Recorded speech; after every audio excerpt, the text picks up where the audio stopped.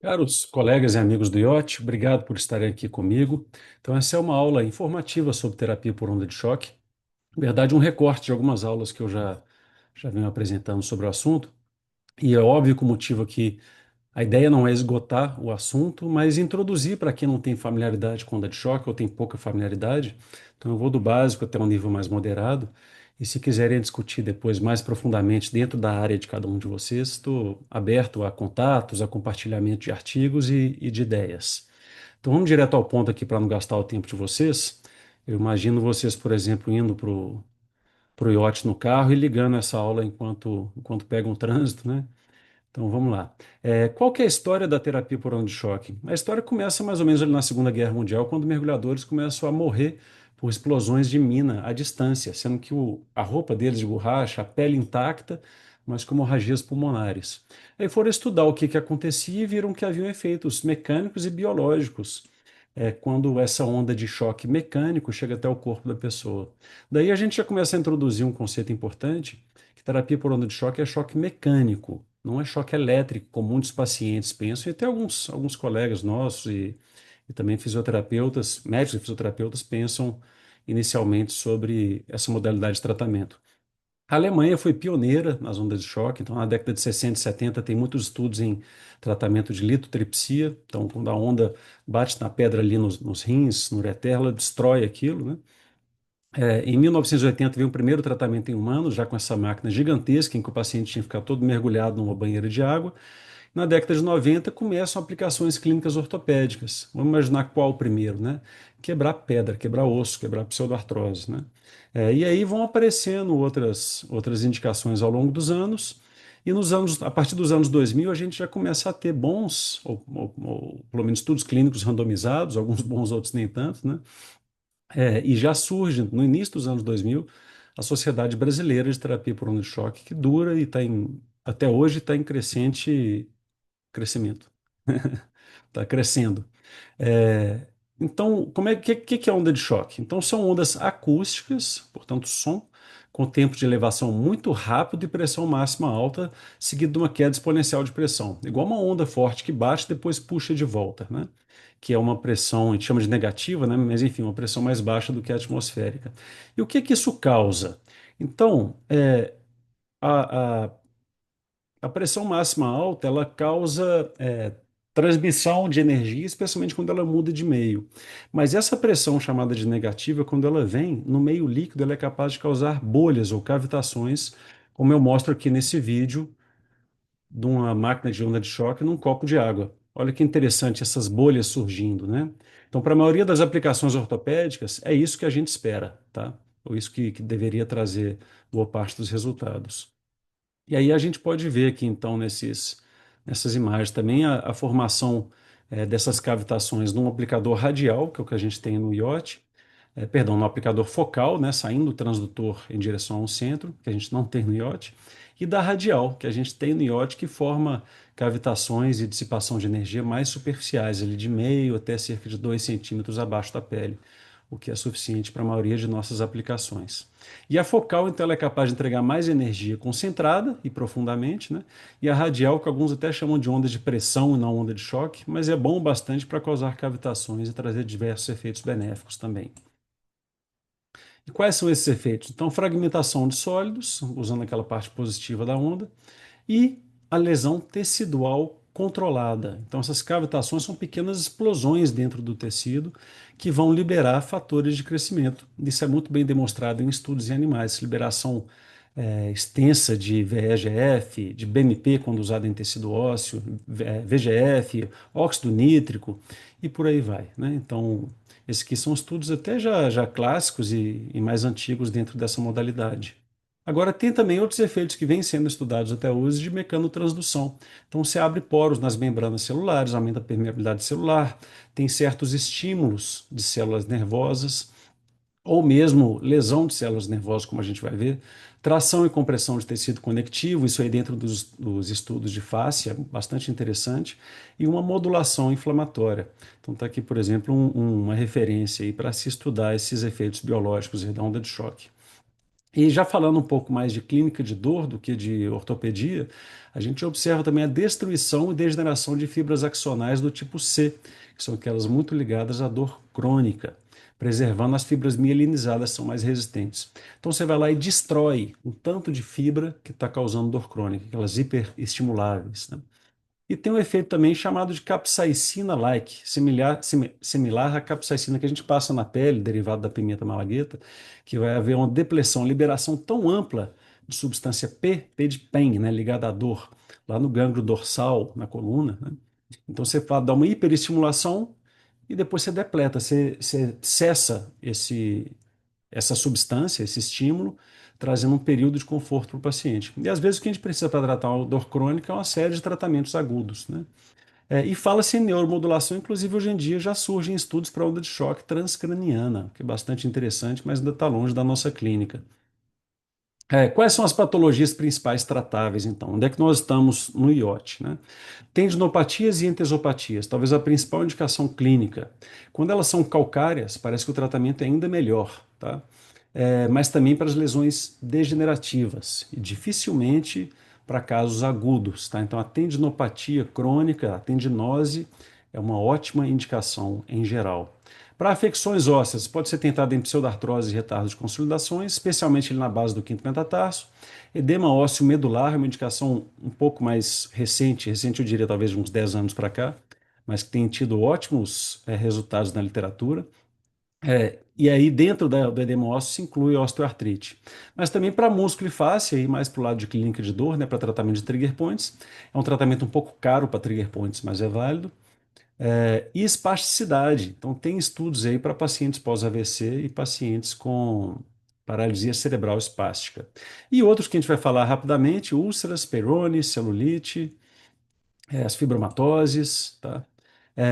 Então, para fasciite plantar, talvez seja o carro-chefe aí da onda de choque, né? Então, a gente tem evidência de alta qualidade para fasciite, já é considerado um tratamento classe A, eficaz no curto e longo prazo para dor e função, superior a placebo e infiltração com corticoide, aprovado para o FDA para fasciite recalcitrante. Então, pessoal, a principal indicação é aquela fasciite que já tem sintomas com mais de 3 meses ou que você já tem demonstração da degeneração, da tendinose ou da fasciose, talvez, da fasciopatia crônica, né? Por exame de ressonância ou ultrassom. Aí, terapia por onda de choque vai ser indicada. Tendinopatia do Aquiles tem resultados bastante heterogêneos. Na insercional, quando com fisioterapia, as maiores revisões e meta-análises mostram que não há benefício adicional.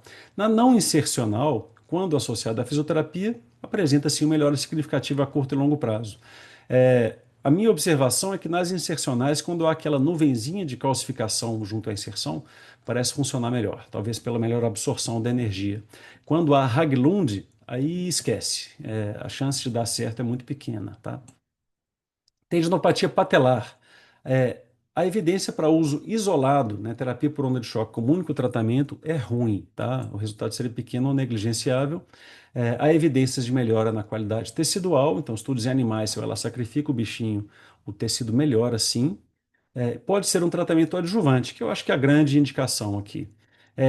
E uma observação minha aqui, a proeminência óssea aqueles pacientes com sequela, talvez de Sinding Larsen e Johansson, né, junto à patela ali, eles costumam ter piores resultados, talvez pela pressão que aquele ponto ósseo provoca no tendão, que não vai ser cessado com a terapia por onda de choque, tá? Mas é também uma classe aí de pacientes bastante frequente na terapia por onda de choque. Dor lateral do quadril. Os estudos são heterogêneos, há uma quantidade imensa de pacientes, né, com essa patologia, especialmente as mulheres obesas mais velhas. Mas é uma melhora, pode-se observar uma melhora significativa com 2 a 4 semanas e não significativa com 6 meses. Eu acho que isso é meio óbvio, né? Então, se não há uma melhora do preparo físico, do peso corporal da pessoa, a tendência é que recidive com qualquer modalidade de tratamento, né? Há uma preferência pela onda de choque focal, que é a que nós não temos na clínica, especialmente para os pacientes obesas, né? Pode ser que a radial, que é a que a gente tem, não consiga penetrar até na lesão. Agora, lembrar que esse é um quadro complexo. O diagnóstico de dor lateral do quadril é um diagnóstico sindrômico, né? E aí dentro a gente pode ter vários diagnósticos etiológicos diferentes, como a bursite, tendinopatia, trigger point, edema ósseo, a dor crônica barra neuropática. Então a gente tem que pensar se se os diagnósticos etiológicos da pessoa, dentro do sindrômico, são compatíveis com onda de choque, tá? Mas o que eu trago para vocês aqui é que eu acho que é um bom tratamento adjuvante à fisioterapia. Pubalgia, a ideia é mais ou menos a mesma da dor lateral do quadril. Também é um quadro complexo, é um diagnóstico sindrômico, né, a pubalgia, e a onda de choque pode ajudar nos edemas ósseos ali do pubis, nas tendinopatias de adutores e reto abdominal, nos trigger points, né? Mas que deve ser também um tratamento associado, especialmente à fisioterapia e à readequação das atividades da pessoa. São poucos estudos, né? Pubalgia não é tão frequente assim, é uma área mais íntima, mais dolorosa, então é um pouco mais complicado de aplicar onda de choque, mas a casuística que eu tenho é pequena, mas é bastante interessante para essa patologia. Epicondilite lateral talvez seja um grande filão aí, né, nas clínicas e consultórios de terapia por onda de choque. É superior à fisioterapia em curto e médio prazo e a injeções em longo prazo, né, em 12 meses. Mas a gente deve, assim como na fasciite plantar, priorizar casos crônicos, mais de 3 meses de evolução, ou quando já há evidência por imagem, né, ultrassom, ressonância, de que há degeneração tecidual. E quanto à epicondilite medial, a literatura é mais escassa, são casos menos frequentes, mas os resultados parecem ser similares à lateral. Eu tive e tratei com onda de choque, eu acho que melhorou bastante, mas eu sou suspeito para falar, né? É, manguito rotador e tendão cabeça longo do bíceps. Então, quando há uma tendinopatia de manguito e cabeça longo do bíceps não calcária, as evidências são fracas e os resultados são não significativos. Então, em geral, é ruim, tá, para manguito rotador. Vai ser ineficiente. Por outro lado, quando há tendinite calcária, a gente tem 21 trials randomizados, né, multicêntricos, então bastante evidência de que melhora da dor e da função, reabsorção da calcificação é bastante frequente, como nessa imagem, e a radial, que é a que a gente tem, igual à focal. Tá? Eu tenho um ou dois, acho que dois casos compartilhados com o Bruno Flúvio, do IOT, e são casos assim, de melhora dramática. É muito legal ver esses casos evoluindo. Tá? Às vezes, meses ou anos de dor, com poucas semanas desaparecendo. Então, é bastante gratificante isso aqui. Calcária, tá? Em pseudoartrose, aqui a gente vai começar a ficar mais professor Pardal, né? Porque não há tantos trabalhos, ou pelo menos os trabalhos não são tão bons assim. Mas o que que a gente observa em animais? Que quando se aplica onda de choque no osso, o osso fica mais forte. Então você vai causar microlesões, microfraturas, que vai liberar aquele tanto de VEGF e BMP, e que o osso vai ficar mais forte, como demonstrado nessas imagens aqui de estudos laboratoriais. Os estudos são bastante heterogêneos, com protocolos muito variados. Tem uma meta-análise que tentou juntar esses dados aí, que mostrou 73% de sucesso, que eu acho até meio louco, assim, meio exagerado, mas ok, que bom, né? É, agora, a principal indicação é metatarso, especialmente base do quinto metatarso, tá? Com mais de 90% de consolidação. A gente pode criticar a metodologia dos estudos, mas 90% é uma coisa bastante impressionante, né? Devemos avaliar o tipo de pseudartrose, a hipertrófica, mais do que a atrófica, né? é, Pode reagir. Agora, a atrófica faria até mais sentido, né? Para a gente entregar mais efeito biológico onde não há. Muito cuidado com aqueles casos onde pode haver infecção subclínica, fratura exposta que não colou. Às vezes vai colar melhor de dar um antibiótico ali, ver o que que acontece, do que de fazer onda de choque. Para edema ósseo, então existe uma revisão, meta-análise aí de 2021 que eu selecionei para vocês, que mostra estudos heterogêneos, mas juntou os dados e vamos ver o que que dá, né? Então a gente tem estudos para osteonecrose da cabeça do fêmur, edema transitório da cabeça do fêmur, osteoartrite de joelho, Kienbock, osteite púbica, né? Parte da pubalgia, com melhora da dor, da função e da imagem e da ressonância, tá? Então isso aqui vem crescendo bastante aí nos últimos 10 anos de aplicação da onda de choque. Eu vou dar alguns exemplos aqui, ó. No joelho, pacientes com osteoartrite, quando eles têm aquele clássico edema de compartimento medial, por exemplo, a gente tem estudo para isso, né? Como demonstrado nessa imagem de ressonância aqui, ó.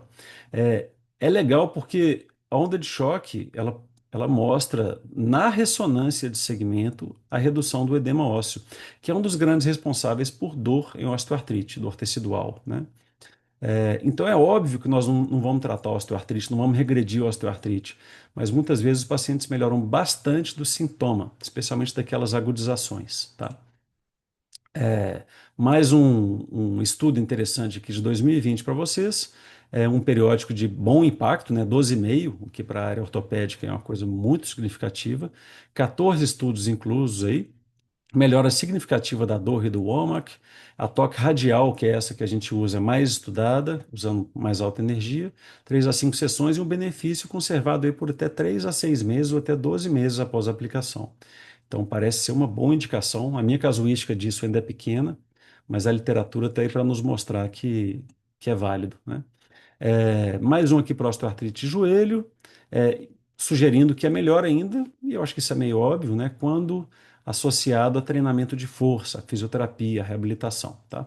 E que, é óbvio, é ineficaz em osteoartrite grave. Então, pode ser uma medida aí de tentar uma melhora da dor em pacientes com contraindicação cirúrgica, né?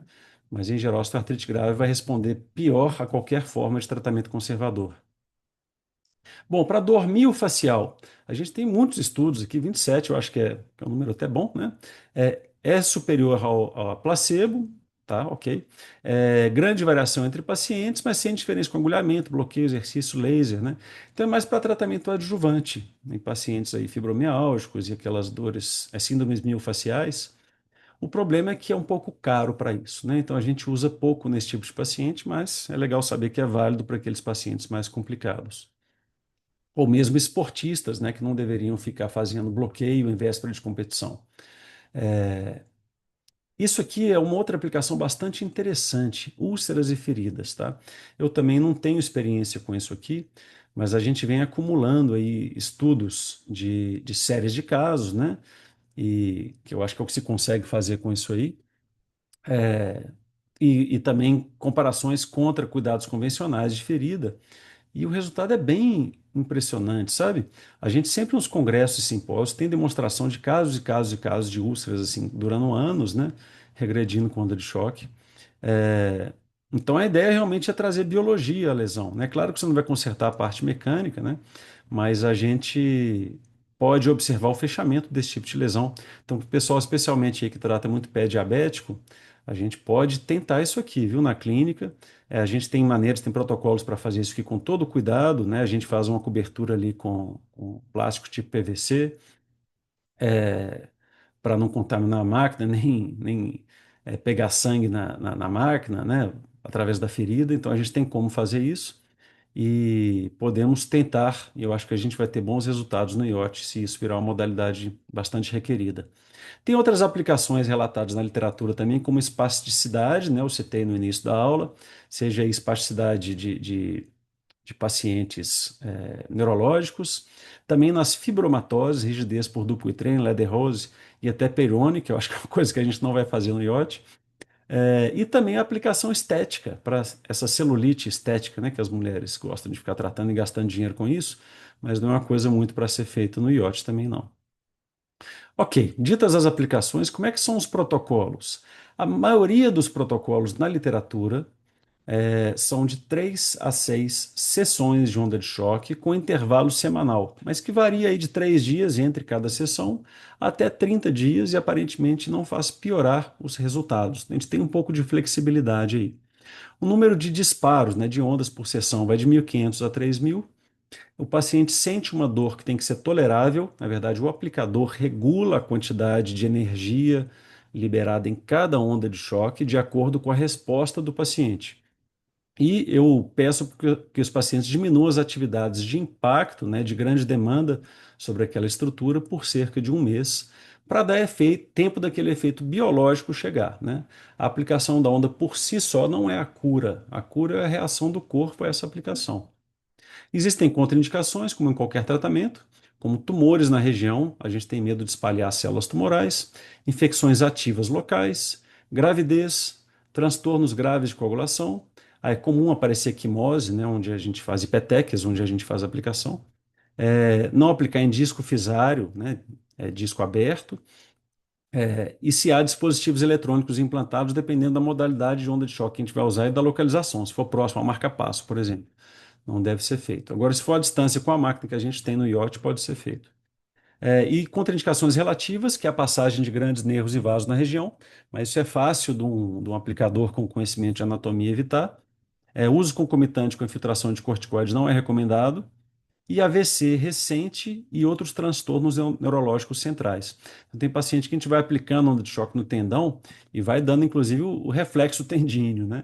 E se é uma paciente com AVC recente, isso pode ser meio esquisito, sabe? A resposta pode ser bem estranha, provocando mais espasticidade, na verdade.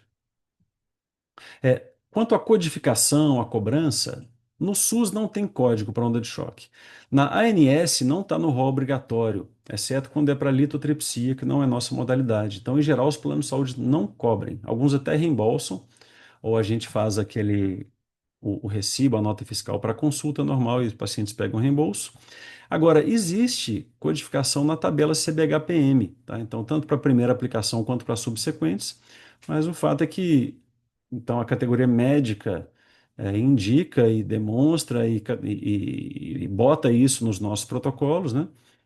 Nas nossas codificações, mas a ANS e o SUS preferem ignorar e muito paciente acaba em modalidades mais caras, talvez, né? Como cirurgias, para não pagar onda de choque. Então é uma coisa meio contraditória. Então, quem sabe nos próximos anos aí entra no rol da ANS, né? Aí, por falar em cirurgia, gente, outra boa indicação é para aqueles pacientes de pós-operatório com essas modalidades citadas que não estão melhorando. Então, você vai lá, opera a epicondilite, ela dói de novo, a tendinite patelar continua doendo, pode ser uma boa indicação, tá? É isso, pessoal. Obrigado. Eu sei que é uma aula um pouco corrida, mas eu não quero gastar o tempo de vocês. Tá aí meu e-mail, tá meu telefone de celular, tô lá, tô no Yacht, tô no nosso grupo de WhatsApp, tá? Para a gente discutir quaisquer casos, quaisquer indicações, compartilhar artigos e tudo mais. Um abraço, a gente vai se vendo e até a próxima.